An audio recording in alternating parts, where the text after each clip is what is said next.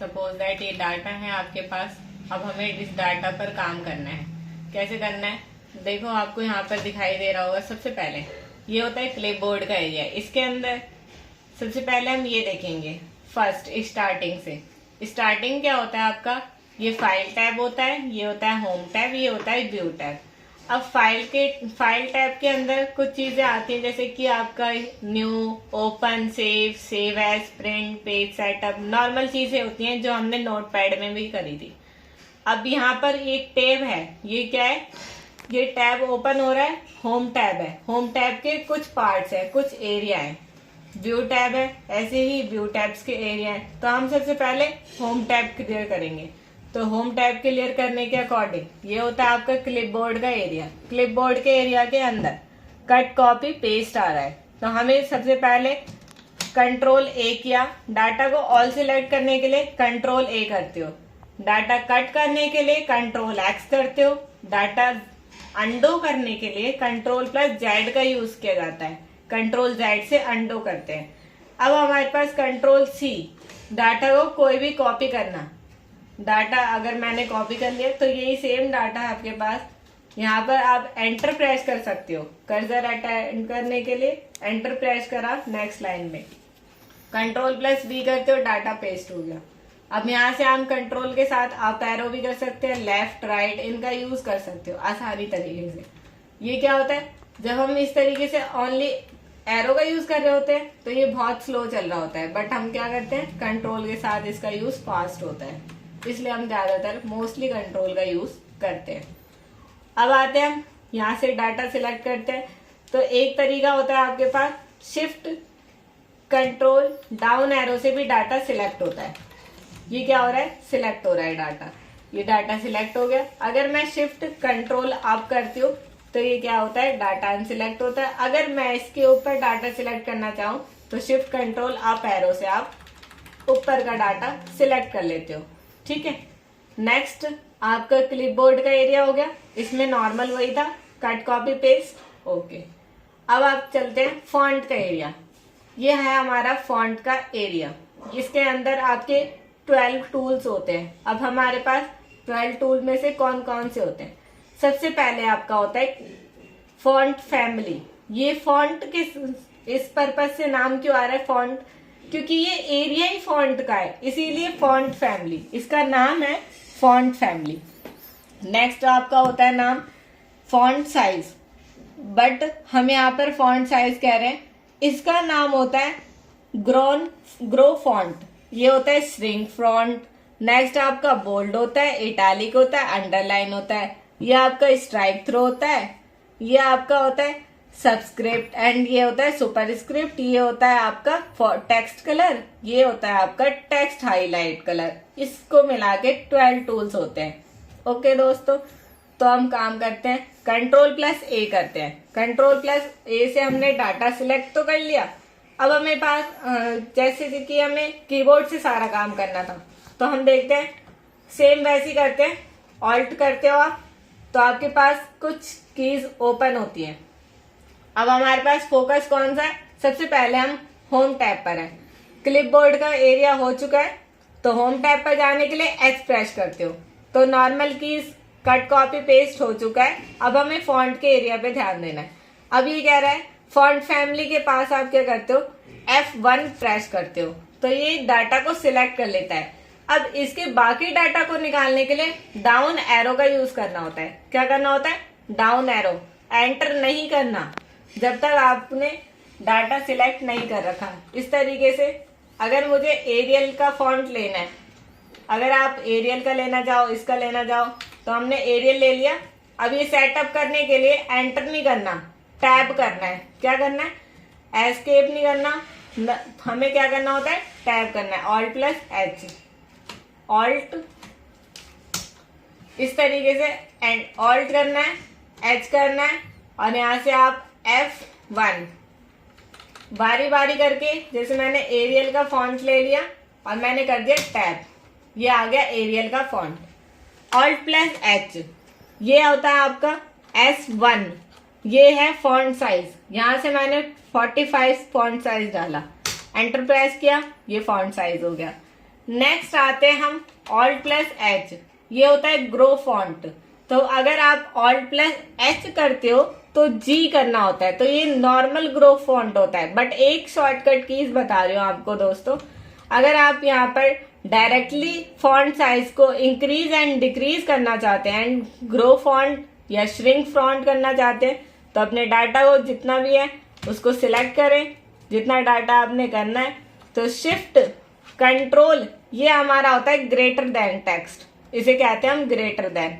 तो आप इसको ग्रेटर देन को शिफ्ट कंट्रोल को दबाए रखना और यहाँ से ग्रेटर देन, कितना भी आपने ग्रेटर देन करना वो साइज आपका यहाँ पर मेंशन करता है।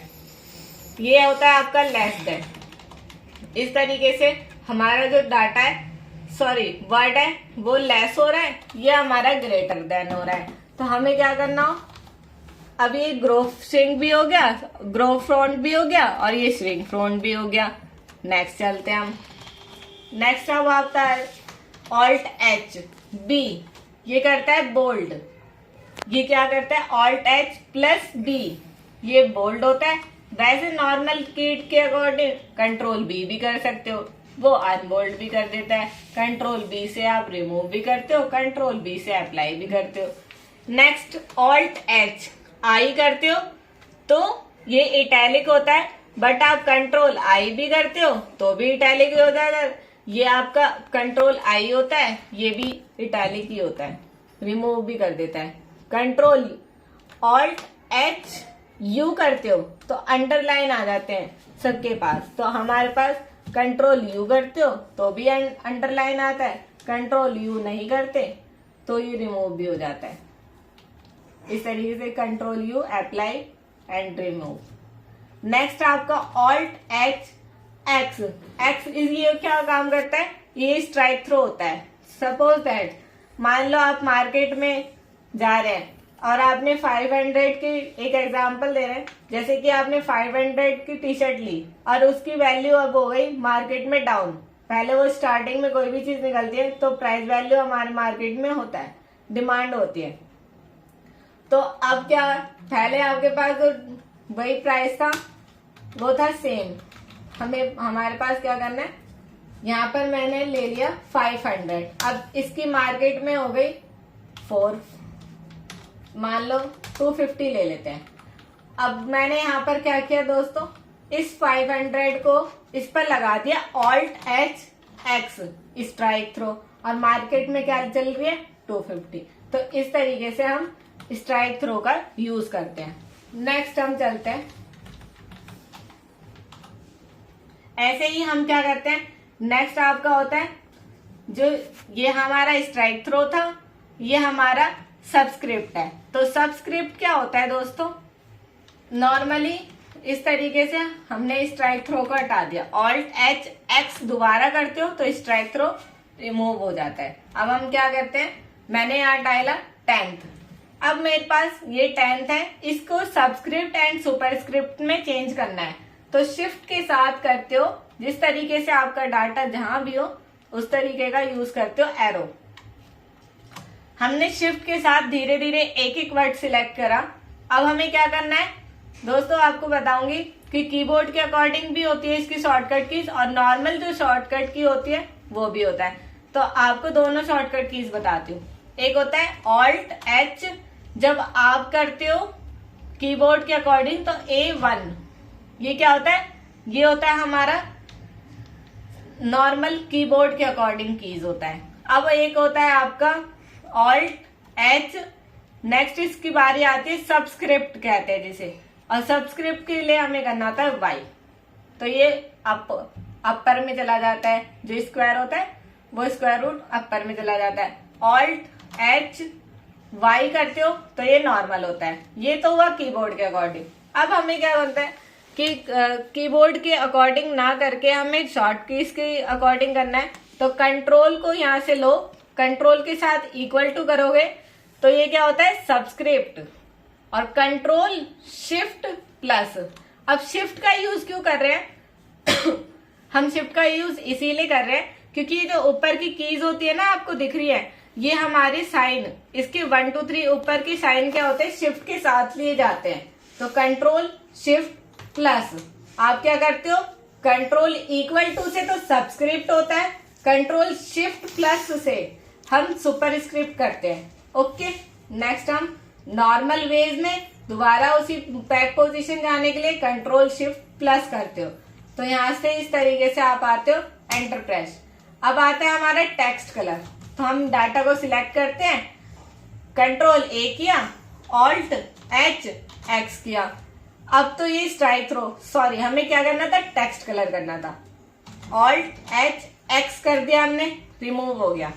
ऑल्ट एच सी और 2 टाइप करते हो तो टेक्स्ट कलर का डायलॉग बॉक्स ओपन होता है।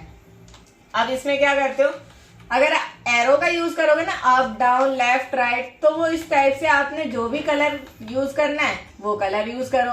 अगर आप एम प्रेस करते हो तो मोर कलर यूज करते हो, तो आप यहाँ पर टैब के अकॉर्डिंग मोर कलर के पास जा सकते हो। जैसे कि इस तरीके से मेरे को मोर कलर में से कोई भी कलर ऑप्शन लेना हो, तो हमने ये कलर ऑप्शन ले लिया और ओके कर दिया। ठीक है,